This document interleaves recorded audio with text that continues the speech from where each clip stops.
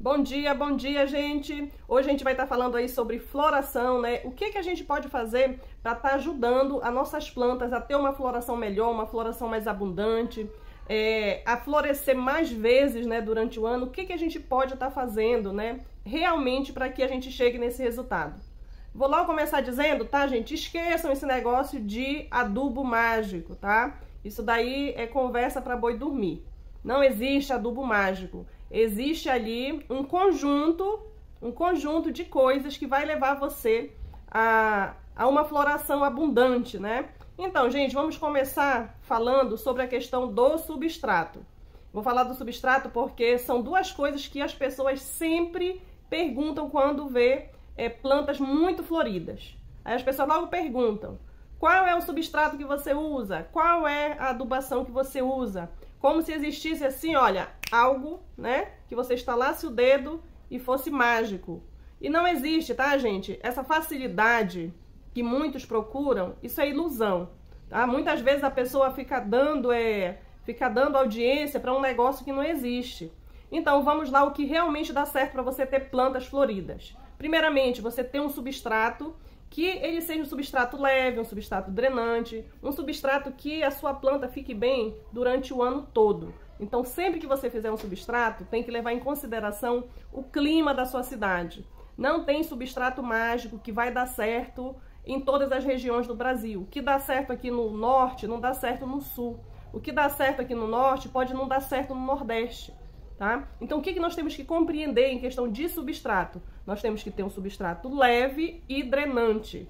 Como é que a gente faz para a gente ter esse substrato que dê certo para a nossa região? Tem que fazer teste, gente. Substrato que você compra pronto, às vezes vai dar certo para alguém, mas na maioria das vezes não vai dar certo, mesmo ele vindo ali com a especificação dizendo que ele é para rosa do deserto. Tá? Como a gente tem essa diferença muito grande de clima em algumas regiões, então não tem como ter um substrato que vai dar certo em todos esses climas. Então sempre a gente vê que o que dá mais certo é você pegar um substrato que já vem pronto, né, e você tá agregando a ele ali, tá agregando alguns nutrientes e você tá agregando também alguns componentes que vai deixar esse substrato mais drenante, mais leve, né?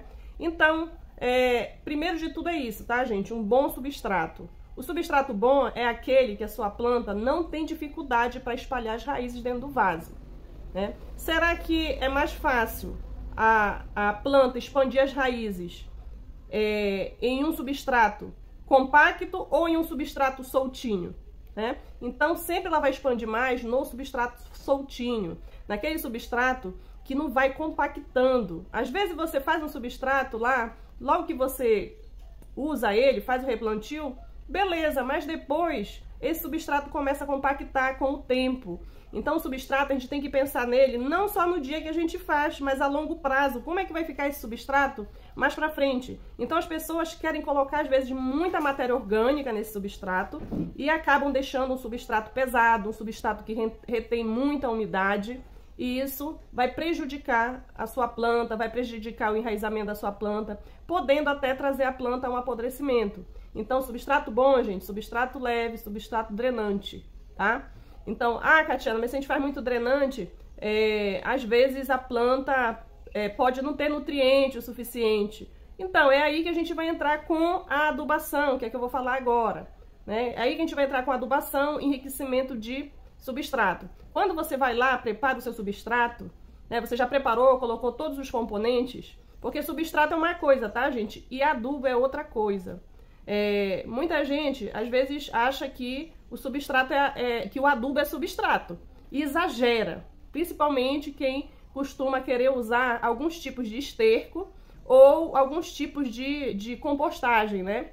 A pessoa às vezes faz uma compostagem caseira e acaba usando aquilo ali como se fosse um dos principais ingredientes do substrato. E na verdade a adubação é para ser como o tempero da comida, é para ser como o sal na comida. Ninguém coloca sal demais, porque senão salga e ninguém consegue comer, né? Faz mal. Então, a mesma coisa, adubação. Se você vai colocar algum tipo de esterco, você tem que levar em consideração que é um pouquinho só, gente, um pouquinho só. E se você mora em regiões onde é muito úmido, eu indico você não usar esterco bovino, tá? Eu indico você não usar. Então, sempre que você pensar em usar alguma coisa, faz uma pesquisa lá se aquele componente, se ele retém umidade, se vai servir ali para o seu substrato, tá? Aí pode vir aquela pergunta também, ah, mas aí vai ser tudo drenante? Não, você vai ter uma porcentagem de matéria drenante, né, de matéria orgânica, mas é algo ali, gente, em torno de 25, 30% só do seu substrato. Não é muito, tá? E vai adaptando conforme a região. Então isso é muito importante, substrato bom, substrato que a planta possa desenvolver as raízes. O segundo ponto, né, é a questão de você manter ali uma adubação regular. E se tratando de floração, você não vai ficar usando produtos que sejam muito ricos em nitrogênio, porque você vai estar atrapalhando a questão da floração. Se você põe muito nitrogênio, o que a sua planta vai entender? Que é para ela crescer, ela não vai entender que é para ela florescer, tá? Então o que vai fazer a sua planta florescer vai ser um adubo mais rico em fósforo e em potássio, tá? Então, quanto menos nitrogênio tiver na fórmula do produto que você vai usar, melhor para sua planta em questão de floração. E também porque a rosa do deserto, gente, não é uma planta que precise de tanto nitrogênio assim não, tá? Você só vai usar ali uma adubação com um pouco mais de nitrogênio quando você fizer uma poda, né? Fez uma poda recente, quando você faz um enxerto, você quer que desenvolve mais rápido. Porque se você fica usando muito nitrogênio, vai ficar aquela planta grande, que muitas vezes demora para florescer. Aí aqui, olha, essa aqui são os componentes principais de todo o substrato, tá, gente? Ele tem vários nutrientes, não são só esses. Mas esses aqui são os que a planta vão precisar em maior quantidade, tá? Em maior quantidade. Quando você for comprar o produto, seja de que marca for, tá, gente? Eu não vou falar aqui de marca porque esse povo não tá patrocinando a gente, né? E até porque tem marca que você encontra na sua cidade e tem marca que você não encontra. Então, quando você procurar um produto, né, para sua rosa do deserto, uma adubação, a primeira coisa que você vai procurar na embalagem é qual a quantidade desses 3 nutrientes aqui, olha, do NPK, que é nitrogênio. Olha, até desenhei aqui, o nitrogênio, ele vai favorecer a parte, né, vegetativa, a parte ali de crescimento, a parte de folhagem da planta. Já aqui, o fósforo, ele vai estar favorecendo ali raízes, favorece da planta engordar, favorece floração, tá, gente, da planta. Já aqui, o potássio, ele vai favorecer o amadurecimento da planta, ele vai favorecer também a questão da frutificação, né, da planta, se a planta tiver com vagem, então vai estar ajudando também nisso. Como ele ajuda no amadurecimento da planta, então a planta vai ficar apta a florescer também mais rápido se você usa uma adubação correta, tá? Tem aqui, ó, gente, alguns exemplos. Aqui, deixa eu ver se eu consigo. Aqui. Tem aqui alguns exemplos, olha, de formulações. Essas formulações eu peguei aí de alguns produtos que o pessoal mais usa. Se você for ver, aqui, olha, sempre a quantidade de nitrogênio, em se tratando de rosa do deserto, vai ser a numeração menor. É o primeiro número que aparece lá no seu produto. Sempre vai ser menor, olha. Esse aqui, 9, 45, 15, né? Esse outro aqui, 10, 54, 10.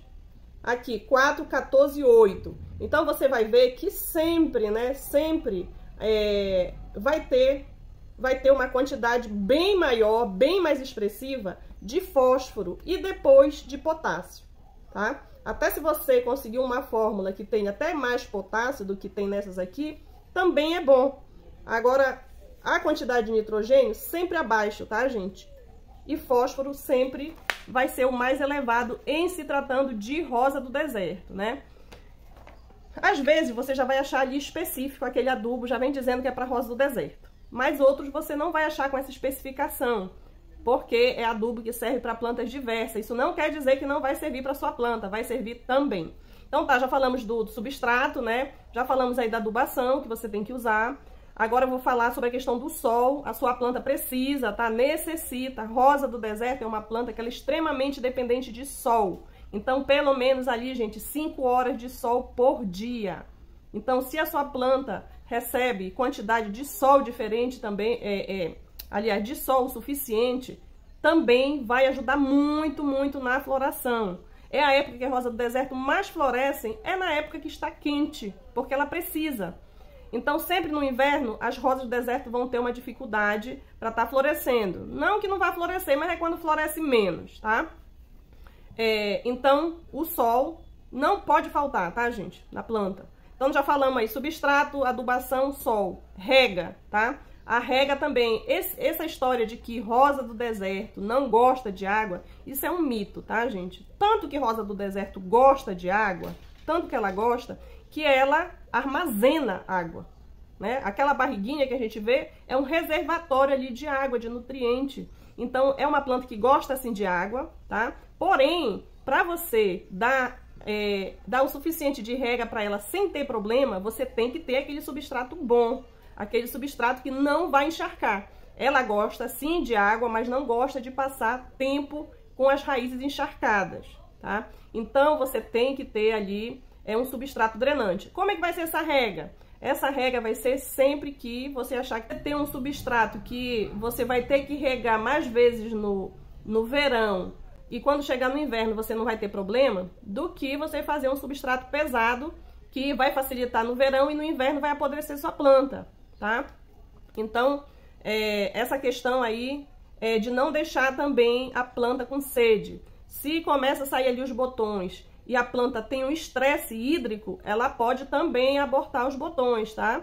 Então, tanto o excesso de umidade pode causar abortamento, quanto a falta também de rega, tá? O estresse hídrico também pode trazer o abortamento aí de botões. Então, gente, só repassando, substrato, adubação, sol, rega. E outra coisa importantíssima, prevenção de pragas, tá, gente? Se a sua planta não está saudável, ela provavelmente não vai ter uma boa floração, tá? Não vai ter. Por quê? A gente, quando nós estamos doentes, quando nós não estamos bem, a gente tem a mesma energia para fazer as nossas coisas do dia a dia? A gente não tem. Então, a planta também, se ela não estiver saudável, ela não vai ter energia para estar florescendo, né? Então, a gente tem que manter também o controle de pragas sempre certinho ali. Faça a sua prevenção contra ácaro, faça a sua prevenção contra insetos, né? Faça ali a sua prevenção contra fungos. Tenha ali uma rotina para você estar fazendo isso. É bom você anotar para você não se perder, né? Nos dias para você estar fazendo. Principalmente, gente, no inverno. No inverno eu sei que é mais complicado a gente fazer a prevenção, mas é quando mais precisa. É a época que mais aparece praga na rosa do deserto, é no inverno, tá? Então a saúde da planta é imprescindível. Planta sadia, floresce, tá, gente? E por último, né? Por último, que não poderia deixar faltar, deixei pro finalzinho mesmo, porque é o mais fácil, né? Só tem que tirar as penas. Tirando as penas é o mais fácil. É poda, gente. Poda para formação de copa. Planta com copa fechada, planta que vai florescer mais, tá? Então, tenha o costume de fazer podas na sua planta. Porém, sempre nos meses quentes do ano. Eu não vou dizer aqui, olha, é tal mês. Porque, por exemplo, a gente tá agora no mês de julho, né?